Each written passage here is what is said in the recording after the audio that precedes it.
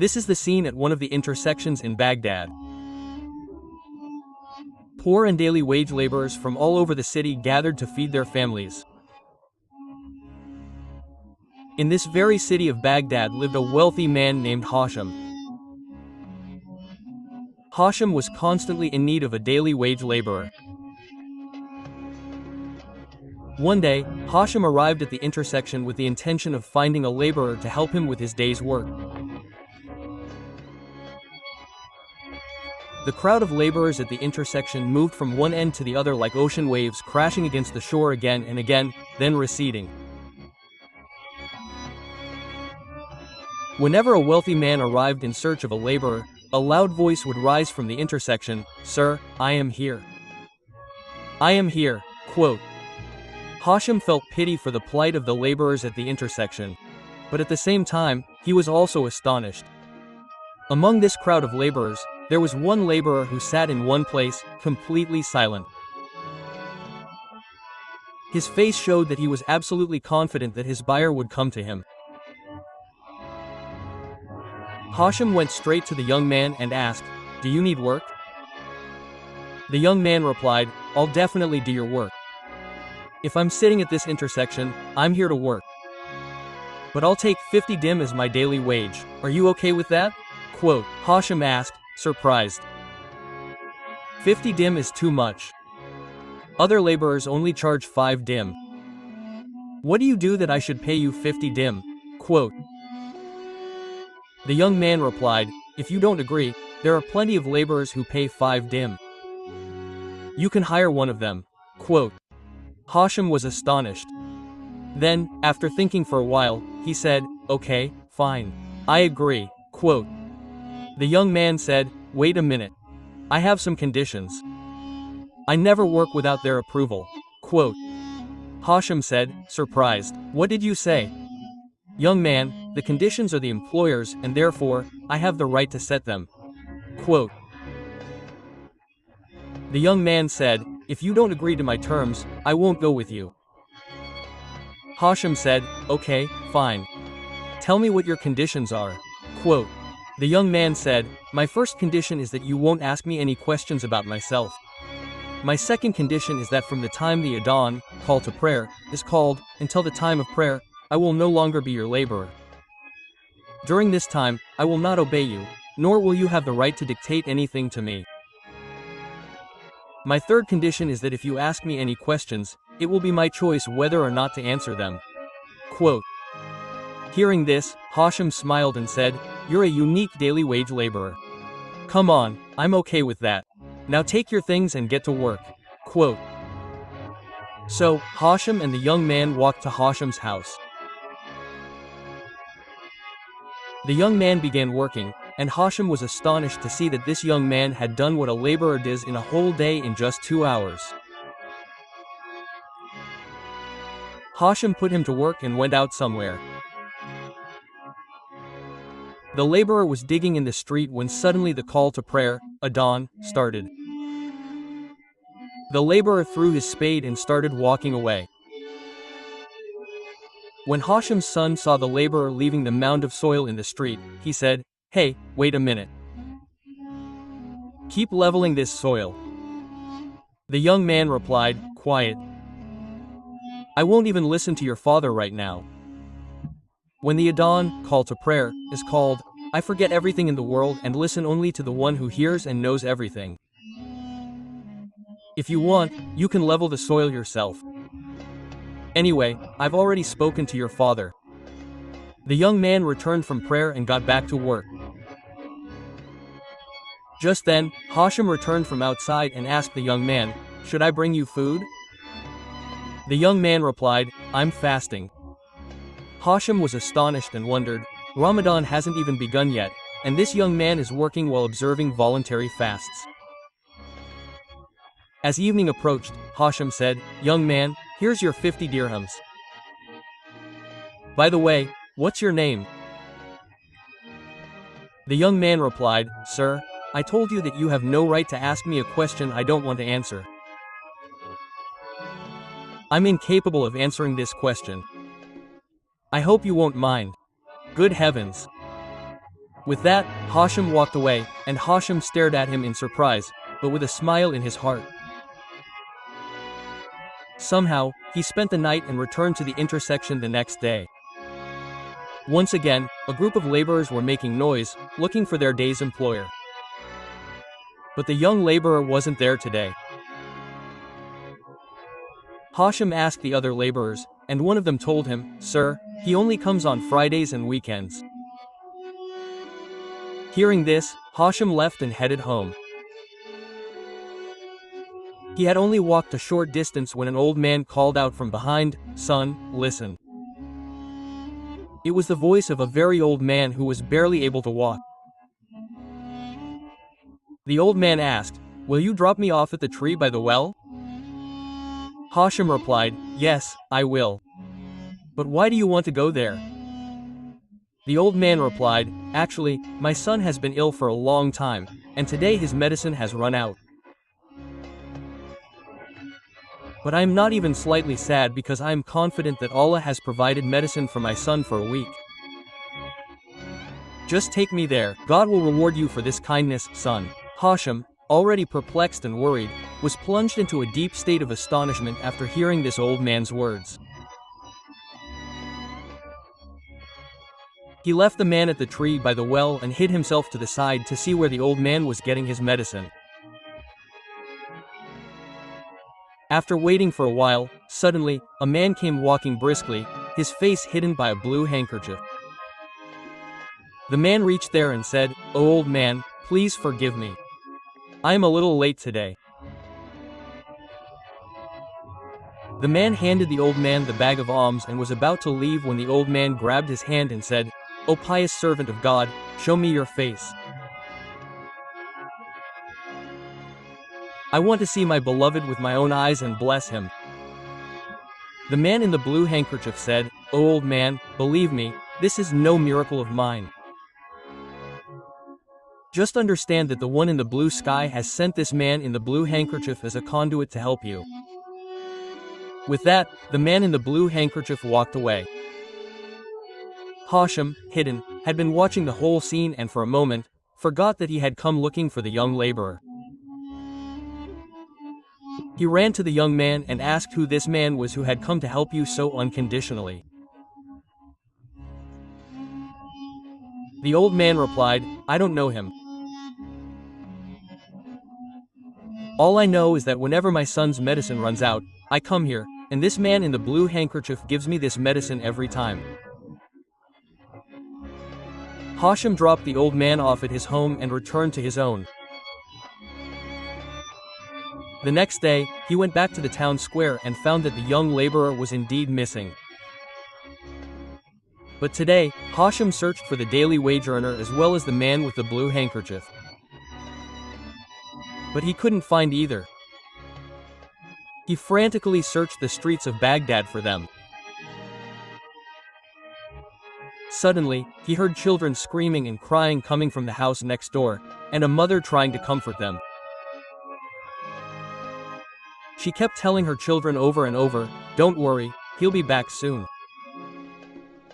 Hashim was still watching this unfold when a horseman entered the house with a week's worth of provisions. It was the man with the blue handkerchief. Hashim went closer to the door and saw that the little children, who had been crying with hunger, were now crying out in joy, hugging the man with the blue handkerchief, expressing their love.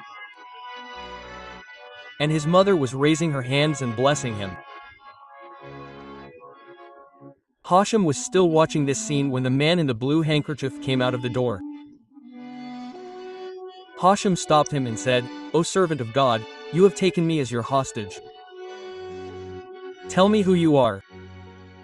If you keep me with you, I swear by God, I will serve you for the rest of my life." The man in the blue handkerchief looked at him blankly for a moment, as if smiling at him. The next moment, he mounted his horse and, without a word, disappeared like the wind. When the man in the blue handkerchief left, Hashim entered the woman's house. The dilapidated house, its condition, spoke volumes. This is the home of a widow. Hashim asked the woman, "Do you know who this man in the blue handkerchief is?" The woman replied, I don't know him. All I know is that he's some angelic being who provides me with food and drink every week. Today he arrived a little later than usual, and for the first time, the cries of my children reached the street. He had never been late even for a moment before. Hearing this, Hashem turned away, and imagined that he had returned home, lost in a world of darkness. The same routine continued for Hashem for the next 2 days. He searched the streets and markets of Baghdad for the day laborer and the 2 men in the blue handkerchief, but could find no trace of them. On a weekday, he reached the intersection and saw the young day laborer there. Hashem walked straight to the young day laborer and said, I've looked everywhere for you. I asked the other laborers, and they told me you only come on Fridays and weekends. Come with me now. I've made up my mind. Whether you come on Fridays or weekends, I'll get you to work. The young day laborer said, but you remember my conditions, right? Hashem said, yes, I remember it well. The young daily wage earner said, but my compensation terms change on weekdays. Hashem smiled and asked, so, will you charge me 100 dinars on weekdays instead of 50? The young daily wage earner replied, no, on weekdays I only charge 3 dinars. Hashem said, brother, your terms always surprise me. Can you tell me why you charge 50 on Fridays? But only 3 on weekdays. Why is that? The young daily wage earner replied, sir, I told you I won't answer a question I don't want to answer. So Hashem took the daily wage earner with him and went home and put him to work. This continued for the next several months. Hashem would go to the crossroads every Friday and every week, and the young daily wage earner would remind him of his terms. After listening to his terms, Hashem would make him work the same way. During this time, he wandered the streets and markets of Baghdad, and he often spotted the man with the blue handkerchief. Each time, he found him helping some helpless or destitute person. He repeatedly stopped him and tried to ask who he was and where he came from. But each time, the man would glance at him for a moment and then leave. One day, Hashem went to the intersection to pick up this daily wage laborer and found him missing. He asked the other laborers, and they told him, sir, he hasn't come today. Hashem asked why. The laborers replied, sir, he's not feeling well today. But he sent a message for you. This humble man has a house at the corner of such and such street. Sir, he said he would wait for you there. Hearing this, Hashem ran to the house. Reaching there, he knocked, and a voice came from inside, sir, please come in. The door is open. When Hashem went inside, he saw that the daily wage earner was in a terrible state, his body trembling. The young daily wage earner said, sir, death is unforgiving. No one knows when it will strike. I feel my time has come. If I die tonight, I request you to do something for me after my death.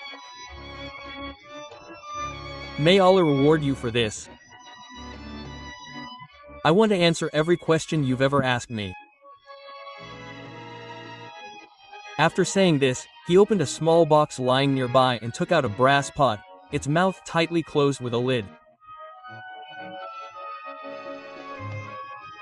The young man handed the brass pot to Hashem and said, sir, there is a tree near the crossroads of Baghdad. Take this pot and stand under it until a white-bearded old man comes. He will demand the pot from you. Hand it over to him.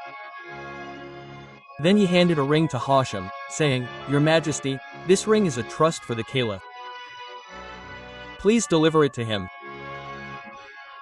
I know he won't easily accept the trust from you, because he is the king after all. Your Majesty, my third request is that after I leave this world, place my dead body, along with the cot, in the street outside. Arrangements for my shroud and burial will be made.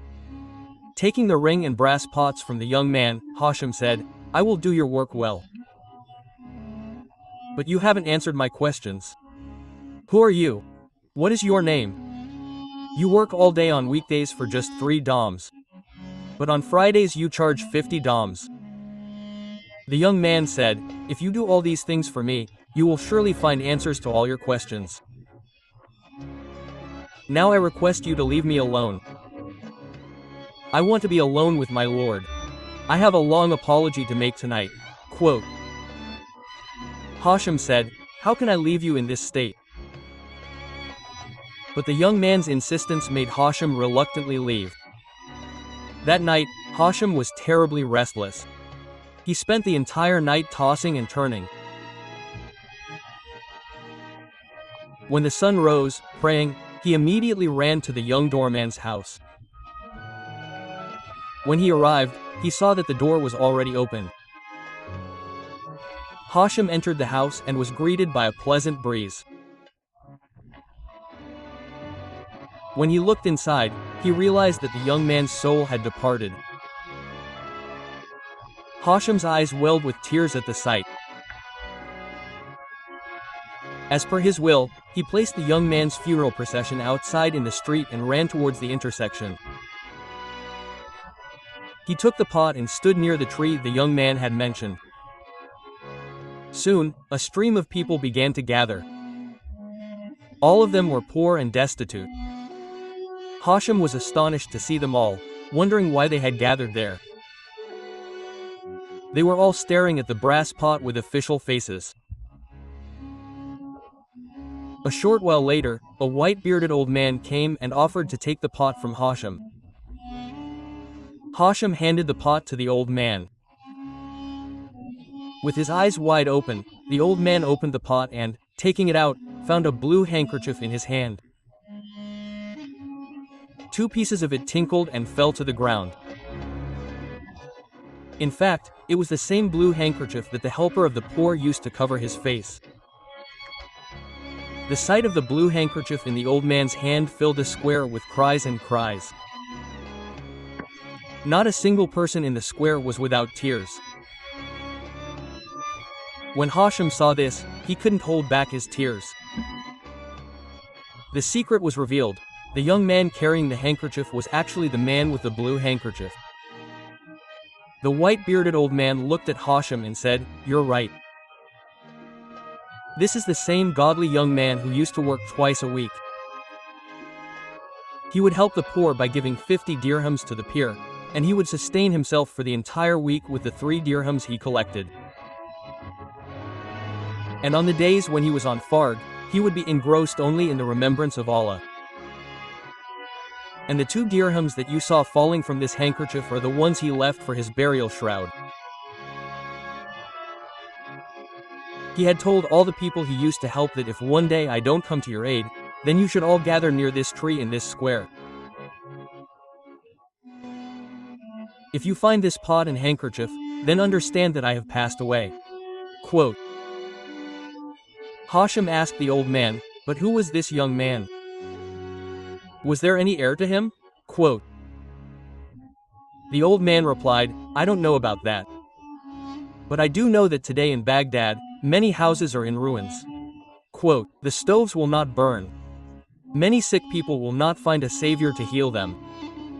How many widows' children will cry from hunger? I do not know." After this, the entire crowd, weeping in rows, reached the young man's house, where his funeral procession was waiting in the street. Everyone participated in the young man's burial. When Hashim finished his last duty, he remembered that he had to deliver his trust to the caliph. So he ran quickly towards the palace. When he reached the palace, he saw the caliph strolling in the garden with his minister. Hashim tried to speak to the caliph, but the caliph said, "I do not have time right now. You can come later." Quote. Hashim replied, "Sir, I have a ring sent to you." Hearing this, the caliph took Hashim aside and said, "Show me which ring it is." Hashim showed the ring, and the caliph held it to his chest. He took it and kissed the ring and asked, "Where did you get this ring? For God's sake, take me to the one who owned the ring." Quote, Hashim replied, "The one who owned the ring has passed away. The entire Baghdad congregation buried him today." Quote. Hearing this, the caliph burst into tears and said to Hashim, "Take me to his grave." The caliph ran barefoot through the streets of Baghdad, hugged the young man's grave, and cried, "I searched everywhere for you, but I couldn't find you. And if I found you now, how are you?" Quote. Hashim asked, "Sir, why are you so sad about this young man's death?" The caliph replied, "This grave you see is my son's grave.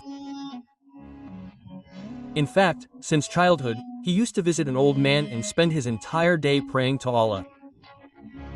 He advised me so many times not to chase worldly possessions." Quote. Many times he warned me that if I continued to accumulate worldly wealth, he would leave me. He would say, "Abba Hazor, don't commit so many sins that you can't pay for them later." But I didn't listen. People advise their children, but here, children were admonishing their parents. But alas, I didn't listen. Then I too was punished for it, and he turned his back on me, leaving me forever, to live like a beggar.